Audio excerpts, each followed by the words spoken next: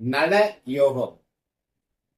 நல யோகம் என்றால் உபய ராசிகளில் 7 கிரகங்களும், ஏன்னா ராகு கேது அப்போது கிடையாது, 7 கிரகங்கள் மட்டும்தான். அந்த 7 கிரகங்களும் உபய ராசிகளில் இருந்தால் அது நலயோகம் என்று சொல்லப்படும்.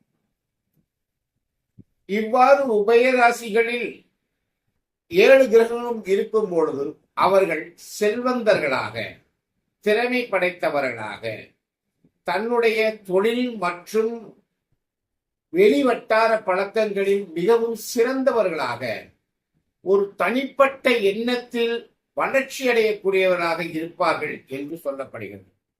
இந்த நலயோகத்தை பற்றியும் மற்ற யோகங்களை பற்றியும் நான் அதிகமாக சொல்லியிருக்கிறேன். இதை நீங்க கீழே இருக்கிற லிங்கை பயன்படுத்தி உள்ள போய் பார்க்கலாம்.